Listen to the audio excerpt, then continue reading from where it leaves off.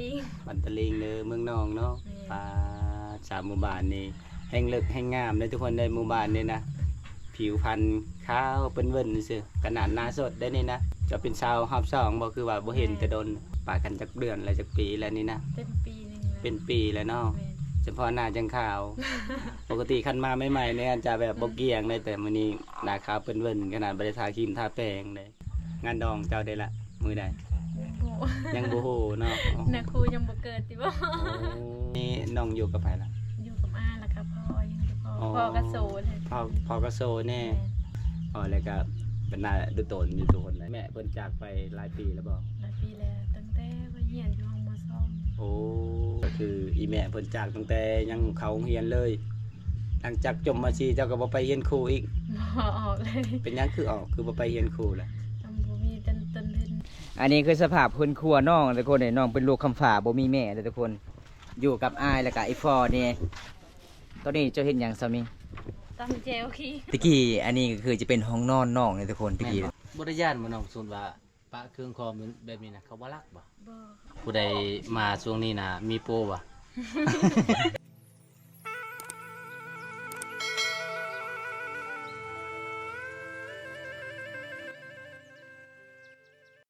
อ้าวทุกคน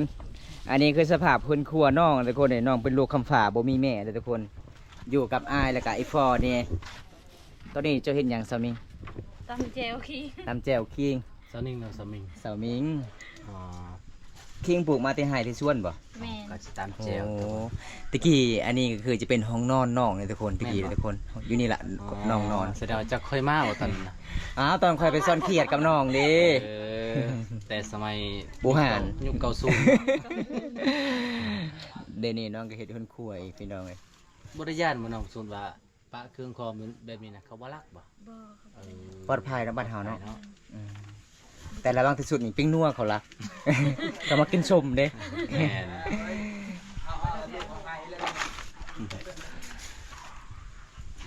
ตอนนี้น้องก็สิตำแจ่วปิ้งนัวเขาบ่รักอย่าเขารักคนเด้เขาบ่รักดอกคนบางใหญ่นั่นกูบ่ไหวดอกถ้ามีคนรักคนนี่ไปเลยบ่ไปเลย เด้อทุกคน ถ้าถึกใจไปเลยดีกว่าตำแจ่วกินกับหยังกินนะมังยมโอ้มังยมลายเราอยู่เพื่อนจะเนาะสาวใครจะกินแล้วก็มาช่วงนี้มีมังยมไล่ถ้าพอได้อยากมาเบิ้งวิธีชีวิตสาวลาวมาบ้านนี่ทุกคนหมู่บ้านอยู่กับตีนภูเขาเด้อบ้านภูเขาแม่นี่คือสาวมิงคนงามว่าสมิงสมมติว่าผู้ใดมาช่วงนี้นะมีโปรบ่ว่าฝั่งลาวฝั่งไทยนี่มีโปรบ่ช่วงนี้นะโปรโมชั่นตำมันยังไม่กินเนาะนี่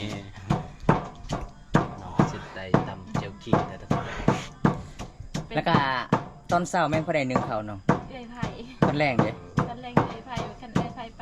ปเบียกเลยเจ้าเนาะโอ้เวลาน้ำเบิดไปตั้งอยู่ไสน้ำเบิดน้ำต้มน้ำกินเด้น้ำกินไปตักพูนอยู่หน้าพุ่นเนาะไก่เด้บ่บงลักป่ายเด้ลักป่ายเลยถึงทันยางนะโอ้ทันยางคนไปซีฮอตเนาะทุกคนอันนี้คือครัวของสาวมีเจ้าทุกคนการฮ้อนลายเลยวันนี้ฮ้อนร้านน้องเต็งอยู่กินกับผู้จุนนี่แหละทุกคนตะกี้ผู้บ่าวมาเล่นลายในจุดนี้ได้เนาะนอนกันจักคนตอนนั้น2คนบ่2คนยังเจอได้อยู่กับสาวยังนอนกับสาวยังกับอันอะไรเราเอาผัวอยู่บ้างเบาสาวได้เนาะเราเบาแล้วก็คือรุ่นเจ้านี่เอาผัวเลยเนาะรุ่นเจ้านี่เอาผัวมาแล้วอยู่ได้เจ้านี่น้องก็เอาผัวแล้วเอากันใจกับป้าตอนห้าไปซ่อนเขียดน้องจับกบตัวบักใหญ่เลยมื้อนั้นนะตอนนั้นผลร้ายได้กบเนาะกบลายก็ว่าพอแล้วว่าเอาเลยโอ้บ่คือตอนนี้ได้กบบ่ลายกบลายเขียดลายเมื่อวานนี่ลายเขียดลายสมัยตะกี้ม่วนตะกี้เนาะเวลาเขาเจ้าลมเบาซาวตรงอยู่ตามนี่ทุกคนเป็นตะมวนลายยามเดินแจงตะกี้บ่มีไฟฟ้าบ้านเฮาเนาะ บ่มีทุกคน อยู่ตอนนั้น เวลาลมผู้บ่าวผู้สาวนะคืออยู่แบบมืดๆเนาะตอนนั้น แหม บ่มีไฟฟ้าเด้ เวลาไปไวๆตามกันเลย เจ้าคิงบ่น่ะ แม่น หอมหลาย โหอมขิงหอมได้ทุกคนเลย มาเยี่ยมมายามน้องเพิ่นวันนี้เพิ่นก็สิตำหมักยม ใจดี ให้ เนาะ กินใจดีหลายสาวลาวกิสบด ได้ทุกคนเลย แต่เห็นอาหารน้องมีแต่มะเขือ2หน่วยเด้อทุกคน บ่มีอาหารกินอยู่กับตีนภูเขาเพราะว่าหมู่บ้านนี้บ่มีน้ำห้วยใหญ่ทุกคนเนี่ยจะกินปลาก็บ่มีคันจะกินปลาก็ต้องเข้าไปตลาด ตลาดไก่ ใกล้อยู่เนาะ แม่น ยังบ้านติดปลาเรือนเผยอยู่ใกล้เชอมีประแดกเลย โอ้ไม่แม่นคมๆได้มาที่ไซน่ะ บ้านกับบุญใส่ เอาวันนี้น้องกะสีย่อสมให้กินจะเอาอยู่ใส่น้อง ไปพาไอายไปเก็บก่อน ไปทุกคน ไปเบิ้งมังยมของน้อง อันนี้รถไอายเจ้าดาวบ่น้อง โอ้สิแก่มันเข้าบ่โอ้เอาลูกชายเจ้าให้แล้ว เราย่าน2 คน โอ้ยบ่ใส่บ่บอกเนี่ยบ่ได้แล้ว นิยมยังน้อย กินได้อยู่ ๆกินได้อยู่ บ่ได้ปลูกเจ้าบ่ บ่อ้าย โอ้ดกขนาดเลยทุกคน นี่ ให้น้องเก็บมังยมก่อนบ่ใส่จะเก็บมังยมเพิ่นว่านี่เพิ่มพลัง บ่าว บ่ใส่บ่สบาย เพิ่นเดินทางแต่ซีโน่วันใดปกติเราไปเฮ็ดงานอยู่กรุงเทพแต่เงินเดือนบ่ค่อยดีก็เลยกลับสู่บ้านคือเก่า หมู่บ้านเจ้านี่ผู้สาวหลายบ่น้อง ลาย ประมาณจักคน ก็ลายเลย ฮอดเนาะสาวเนาะ บ่ได้ฮอด ตะมิงเดือน4นี่เด้อกินส้มนำกัน กินส้มน้ำกันเด้อสิ จาบอะไรมังยมเด้อ นี่ทุกคน นี่แล้วไหนแล้วเห กิน ยาะ กับเจลผิงมันแซ่บหลายทุกคนเลยมาบ่ใส่บ่เคยกินแบบเฮากินแบบบ้านๆกินง่ายอยู่ง่ายช่วยคงเพิ่นมันธรรมดามักต่ำแห้งๆโลดจะมักต่ำนะ บอกแล้วมันก็กระเด็นใส่ตาเลยเดี๋ยวหากินมะม่วงยากกับบ้านนี่เพราะว่าจนไรกระเจ้าบ่ค่อยได้ปลูกมะม่วงคือจังชาวบ้านบ่าวไซ แม่น บ้านบ่าวไซคือมีทุกราคาเฮือนบ้างอ่ะ สิไปเอาม่วง อุ้ยสมสิพายมือนั้น เมื่อละ10 บาท สมมาเลย ม่วงมันได้มันหวานครับ งงว้า ซื้อมิง ซื้อมิ่งโอ้อยู่บ้านเลยนี่นะ มันตะลิง บันตะลิงเลยเมืองนองเนาะ แม่ ปลาสามหมู่บ้านนี่แห้งเลิกแห้งงามเลยทุกคนในหมู่บ้านนี่นะผิวพรรณขาวเป็นเวิ้นซื่อขนาดหน้าสดได้นี่นะจะเป็นชาวฮอบ2บ่คือว่าบ่เห็นแต่โดนโอ้ปากันจักเดือนแล้วจักปีแล้วนี่นะ เต็มปีนึงแล้ว เป็นปีแล้วเนาะ แม่น เฉพาะหน้าจังขาว ปกติคันมาใหม่ๆเนี่ยจะแบบบ่เกรียงเลยแต่มื้อนี้หน้าขาวเป็นเวิ้นขนาดบ่ได้ทาครีมทาแป้งเลยจะไปเฮ็ดเวียกอยู่เวียงจันทน์แม่นบ่ แม่น โอ้เพราะว่าอายมาปิดเคยบ้านนี่บ่เห็นน้อง เป็นเกิดตอนไหนอะ อ้าวเบาใจหยอกเด้อทุกคนเด้อ ก็คือมื้อนี้บังเอิญมาพ่อน้องเป็นเห็นอยู่งานดองผู้ใดบ้านเจ้ามื้อนี้นะหลานบ่โอ้งานดองเจ้าได้ละมื้อใด โอ้โห ยังบ่ฮู้เนาะโอ้ นักครูยังบ่เกิดติบ่ เอาทุกคนมื้อนี้ก็มื้อเยี่ยมมายามสาวมิ่งบ่แม่นสาวนิ่งได้อทุกคนพังคักๆเด้ออันนี้จะเป็นสาวมิ่งชวนอยู่เทิงก็คือสาวนิ่งทุกคนคล้ายๆกันทุกคนเลย อยู่ถึงได้ถึงอยู่ถึงหลังคา บ่อยู่พุ่นอีกอันนี้มันดูรูปลงแล้วเด้อ อ มามื้อนี้ก็ยิ้มแย้มแจ่มใสเด้อน้องก็บ่ขี้คุยเด้อทุกคนในขนาดเข้ากองครั้งแรกเด้อนี่นะลูกเจ้าไปใช่ละ ไปเล่น ไปเล่นแล้วเนาะโอ้บ่สิให้อันน่ะบุญตาเอาเงินไว้จักกัน แต่ชีวิตของลูกว่าทำให้ดู โอ้มันอาจจะบ่แน่เนาะ ทุกคนทีมงานเนาะก็หยอกไปแล้วทุกคนเลยอย่าถือสากันหยอกแน่แอนแน่ครับโฟกัสเรื่องงานหลายมันก็บ่ฮู้ว่าบ่อันนั้นเนาะ สงสารน้องได้น้องเป็นลูกกำพร้าเนี่ย แม่นบ่ แม่น โอ้เอ้าแล้วตอนนี้น้องอยู่กับไผล่ะ อยู่กับอาแล้วก็พ่อยังอยู่กับพ่อ อ๋อ พ่อก็โสดเลย พ่อก็โซแน่ โอ้แล้วก็เป็นหน้าดูโตนอยู่ทุกคนเลยอีแม่เพิ่นจากไปหลายปีแล้วบ่ หลายปีแล้วตั้งแต่ว่าเรียนอยู่ห้องมสอง โอ้แสดงว่าเจ้าเข้าโรงเรียนเนาะ แม่น จบปอใดแล้วล่ะ มสี่ โอ้ เขตนี้จบม .4 แต่ว่าเก่งนะส่วนหลายเขตนี้จะบ่ค่อยมีไผเข้าโรงเรียนแสดงว่าแต่ก่อนนี่ก็คือเฮือนเฮานี่ก็กุมอยู่กุมกินเนาะ พอหันคือ อ๋อ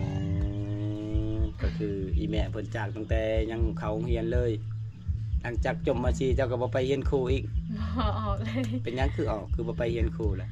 บ่มีต้นเพิ่นนี่ อ๋อบ่ว่าบ้านเฮาเศรษฐกิจก็มันบ่มีหยังเนาะ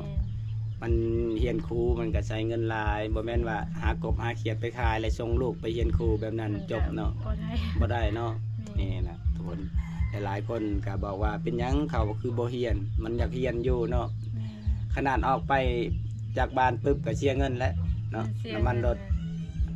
คือซุมื้อนี้น้ำมันรถก็แพงโอกาสที่จะไปเรียนต่อก็ยาก มีควายตอนนั้นได้จ้าค่าครัวค่าอัน แม่นค่าเหือเนาะ แม่นค่ะเฮื อ๋ อ อย เอาแหละนี่แหละทุกคนเลยการดำรงชีวิตหมู่บ้านในหุบเขาอันนี้ขนาดนาแบบยังบ่ทันได้พ้นตกนะถ้าพ้นตกอีกออกเมืองนี่เนาะ เอาเมืองบ่ได้ ก็คือเวลาเฮาออกเมืองบ่ได้นี่ชั่วโมงมักพริกแป้งนัวเบิดนี่เฮาไปซื้ออยู่ซั่นล่ะ เขาเจ้าขายอยู่บ้าน อ๋อมีขายคือกันเนาะอ๋อแต่การราคาก็จะเพิ่มขึ้นเนาะ เพิ่มขึ้น จากอยู่เมืองนี่ 5,000 อยู่พี่ก็ขายเท่าได้มัน มัน 10,000 10,000 คือแบบคูณซองเลยเนาะ 12 ปาด อีกอย่างค่ะค่าน้ำมันอีกมันก็แพง น้ำมันนี่ลิตรละ ไก่ เท่าใด 45 45บ่บ้านตะกอ50อยู่พี่45แสดงว่าถูกบ้านตะกอลิตรละ50เด้อแต่ว่าบ้านน้องเขาไปในหุบเขานี่ลิตร45แสดงว่ายังถูกอยู่เนาะบ่วง แม่ โอ้แสดงว่าของถูกได้บ้านนี่นะค่าดองก็ถูกบ่ ถึก เขาแต่ง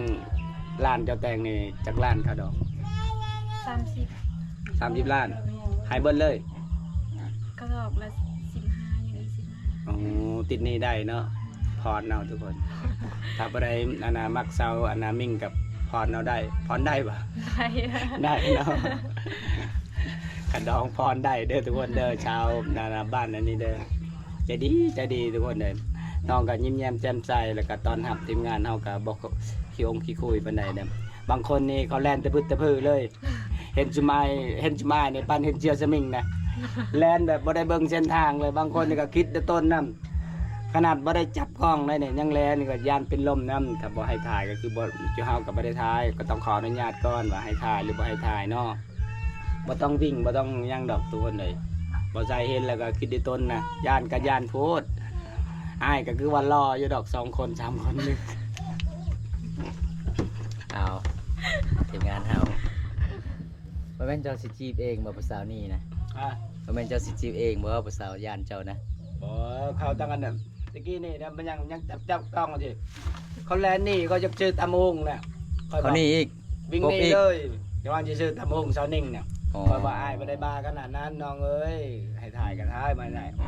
ยังบ่ได้เปิดกล้องเลย แล้วมันคือสาวนิ่งเนาะ แม่ สาวมิงคนก็งามใจก็ดีเด้ แม่ สาวนิ่งสาวมิงนี่ใจดีเด้ แม่นชาวพา สอย ง ชาววายชาวแวนเนี่ย แม่น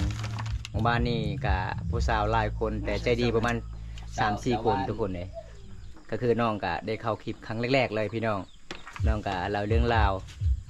ให้เฮารับรู้นํกัน บางคนก็ปิดบังนะบ่บ่งเนาะ แม่น ส่วนน้องคนนี้เพิ่นสู้ชีวิตเพิ่นก็บ่ได้ปิดบังทุกคนเลย บ่มักปิดบังไง บ่มักปิดบังถ้าผู้ใดมักก็มักคือกันเพิ่นว่า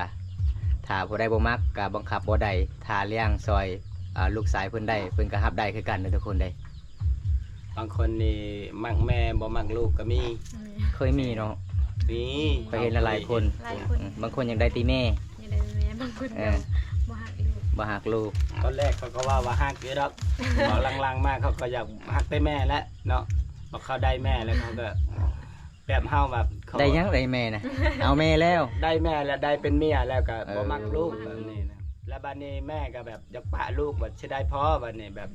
เว้าง่ายๆคือคำโบราณเขาว่าตีนเต่าตกสลามเนี่ยมันเลือกไปใจก็เจ็บตัวนี้มันก็ปวดสมองอะนะอันว่าสิเลือกทั้งผัวบัดลูกเป็นบ่มีใครดูแลเนาะไปอยู่นํแม่อีกบัดนี้ บ่สมิงสมมุติว่าน้องเอาผัวแล้วต่อไปสมมุติว่าผัวเจ้านี่บ่ได้ฮักลูกเจ้าจึงว่าแต่ที่เบ็ดนี่ผัวเจ้าฮักอยู่ลูกเจ้าเอากันแล้วอยู่นํกันประมาณ1ปี2ปีผัวเจ้าก็เริ่มบ่ได้ฮักลูกอยู่นํกันได้บ่เจ้าสิเลือกทางลูกหรือว่าสิเลือกทางผัว ยังโหด ยังบ่ฮู้ยังเบิ่งอยู่เนาะ แม่ อืม แต่คันเดี๋ยวนี้นะคันเข้าบ่หักลูกคือบ่เอา บ่เอาเลยเนาะต้อง คัน บอก ชีวิตเฮา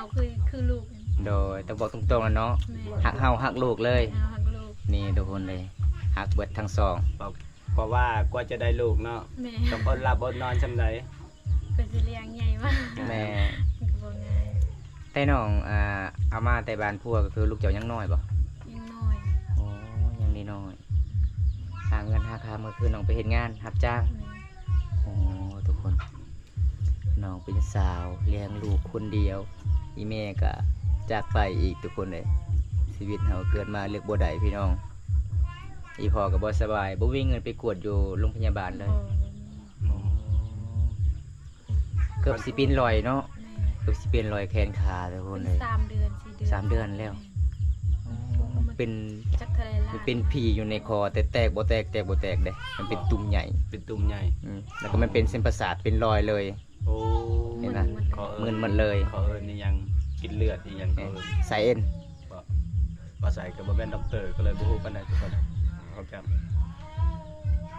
อาจจะมาว่าป่วยแล้วกัน เศร้าไปล้าน ไปกวดเสียเงิน2 ล้าน ยังบ่ดีเลย ซื้อยาสั่งก็ยาออนไลน์ยาเพิ่นเมืองกับ บ่ดี ได้เซ็นบ่ดี โอ้ นี่ก็ห่มยา ดอก เลยขอ ได้เงินมาที่ไส20 ล้านน่ะยืมเอาบ่ยืมเอาทางชาวบ้าน เงินพี่น้องแบบยืมเงินพี่น้อง โอ้ แบบเงินอายเงินแล้วออกกันนั่นนะ แม่คันเงินเฮาก็บ่มีเนาะเงินเดือนก็คือไปรับจ้างก็บ่ได้ดิพี่น้องเอ้ย ในคนละเล็กคนละน้อยก็ ซอยกัน ซอยกัน อืมนี่พี่น้องน้องคนนี้ก็คือเป็นคนที่ตั้งใจหาเงินหาคำเลี้ยงลูกแล้วก็เลี้ยงอีฟอแน่ถ้าผู้ใดมากก็คือน้องกะฮักจริงวังแต่งอีหลีเด้อทุกคนเด้ บ่เคยไล่ใจ เจ้าสิเมื่อน้ำพัวหรือสิอยู่นี่ ยังบ่ฮู้เนาะ ต่อไปบ่ฮู้ ยังบ่ฮู้ แล้วชนลายก็เจ้าก็สิเมื่อตัวเนาะแต่บ้านเฮา ในบ้านเฮาสิไล่เขาเมืองทั่วแบบอายุนํกันบ่ได้คือที่เฮาอยู่นํกัน อ๋อ ผิด คันว่าอยู่บ้านเดียวกันแต่อยู่เฮือนต่าง ตั้งเฮือนตั้งห้างโอ้ จะเอาพัวรอบนั้นเขาดอก บ่แม่นผู้บ่าวเจ้าบ่ มันนอนลุกๆนะบ่ปากบ่เว้าเลยนำทีมงานเฮานะ บ่ล่ะจะเอาพัวรอบก่อนเขาดอกจักล้าน บ่เห็น 5 ล้าน 5 ล้าน 5 ล้านคิดตอนนั้นเนาะ ตอนนั้น ตอนนั้นก็คือซื้อควายได้2ตัวเลย 5 ล้านนะ เออ โอ้แสดงว่า จะเป็นเอื้อยของอายแล้วนี่อายเนี่ยเป็นน้องของเจ้าแล้วจะปีแล้วตอนนี้เจ้านะ 23 ชาวชามมันก็บ่ได้ตอนนั้นแล้วตอนนี้เลยคันชาวชาม ข่อยเอาพวง แต่น้อยได้ อืมอยู่จักปีอยู่เฮือนพัว หลังจากเรียนจบม .4 เนาะ ปีปลายหนึ่ง อืม 4 ปีปลายอยู่ อ้าว 4 ปี5 ปีแล้ว อันนี้ก็คือประวัติคร่าวๆน้องเพิ่นก็บ่ได้ปิดบังเลยมักใจหลาย เปิดใจเลยให้พูดนำ เปิ กัน ดใจเลย นี่แหละเขาที่มาคำว่ารักต้องเปิดเนาะห้ามได้ก็ห้ามเนาะหากบ่ได้เฮาก็อยู่คนเดียวเนาะบ่มีเงินก็หาเองนี่แหละเห็นไหมอยากได้ผัวเขาก็บ่มักเนาะอยู่กับลูกเดี๋ยวลูกใหญ่แล้วก็สบายแล้วอย่าว่าได้ลูกใหญ่มากับปาร์ตี้ก็บ่ไหวกันแล้วเนาะ ยังเคยปาร์ตี้อยู่ป่ะ บ่เคย บ่เคยเนาะโอ้ถ้าปาร์ตี้มันก็เสียสุขภาพเด้น้องเอ้ยเขาบ่าเบิ่งในข่าวตลอดเลยเห็นบ่ละลายคนปาร์ตี้บางคนก็สอดบางคนก็ไปเลย อืม ต้องระมัดระวังฝนฟ้าอากาศช่วงนี้มันบ่คือกัน ครับ บ่คือทีมงานเนาะ